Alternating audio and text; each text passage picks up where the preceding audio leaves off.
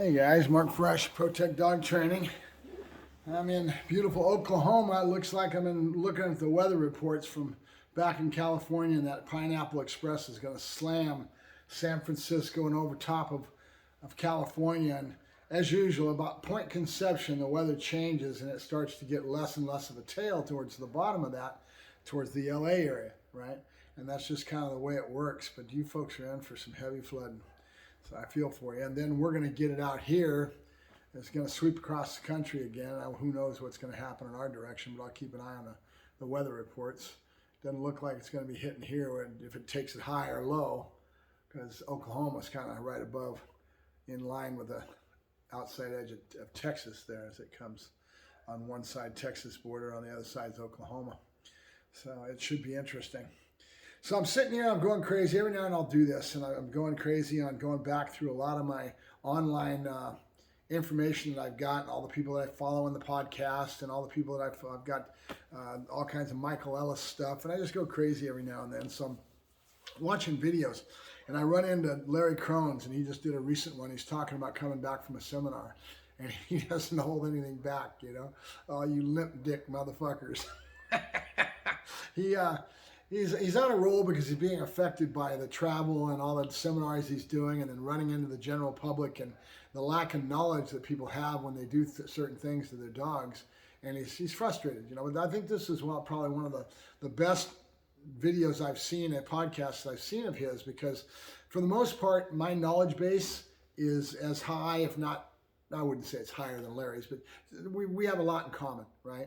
And so, for the most part, I haven't really been impressed with Larry. I haven't been impressed with his book. I'm not saying, I'm not belittling him. He's got plenty of knowledge.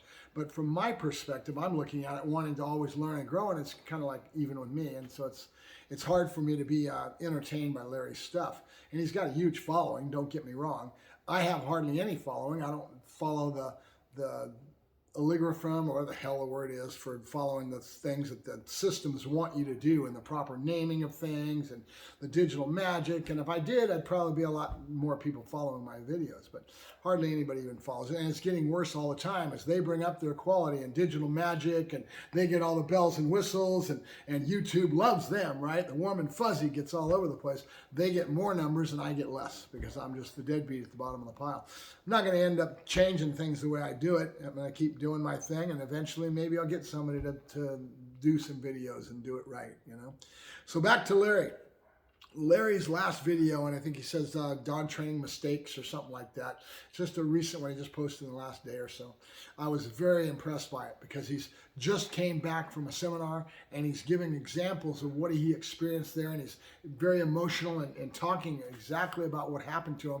And I think it's probably one of the most valid talks that he's had. You know, he talks about giving the power to the dog. I talk about that all the time.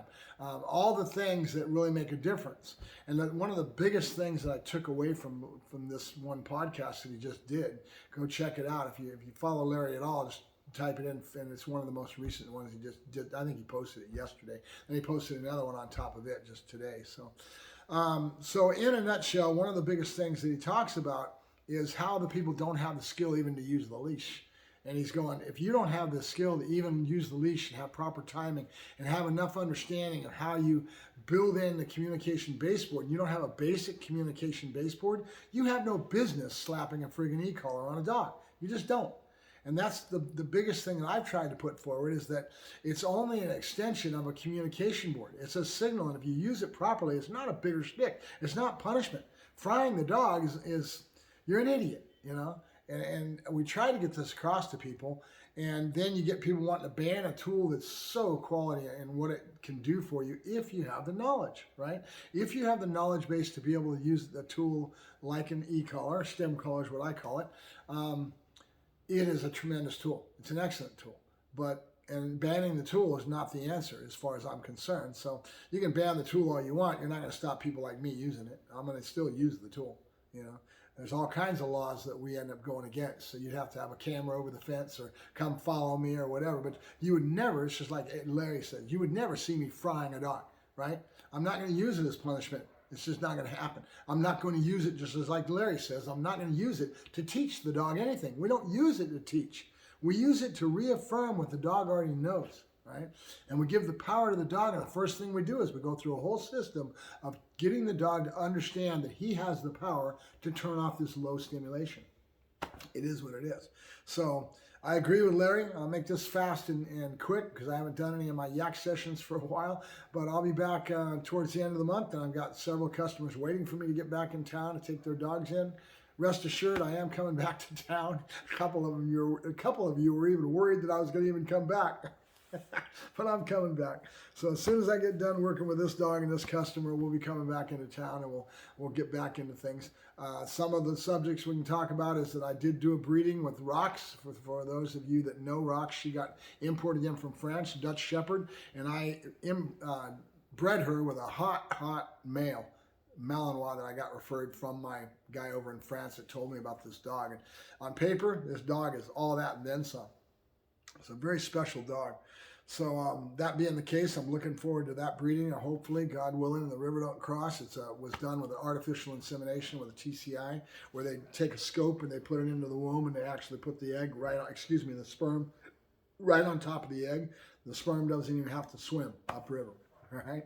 So God willing, in the River Don't Rise, we did everything to specs as far as progesterone and all that. I have a buddy back there that has a bully company where he actually breeds probably 6 to 10 litters a year, and he's probably one of the top bully breeders in the United States. The extra large bullies, the beautiful dogs. Well, he's got a full facility. So when I was leaving town, I let him take her because I knew she would be coming into season soon, and I was waiting for her to come into season. And just as to Norm and her normal mode of operandi that she usually does, when you shake the basket a little bit, get a little upset, then she'll pop into. So it was 2 days after he got her, she came into season. So that breeding just went down a few days ago, and now we're going to cross our fingers and hope that she took. So look for that one. I'll be posting out some BRN numbers and that sort of thing soon in regards to that, and we'll find out what happens. So I'll go ahead and let you guys go. I thank you very much for listening to my yakking. You guys have a good weekend, and stay safe out there in California, guys. It's going to be a really pretty severe, right? For all you folks above LA and towards the top of California, towards Sacramento and all that cold region, it's a Pineapple Express, and it's coming at you hard. So I've been watching it pretty heavy. All right, thank you very much. You guys have a good day. Mark Ferrasci, Protect Dog Training, signing off from Oklahoma.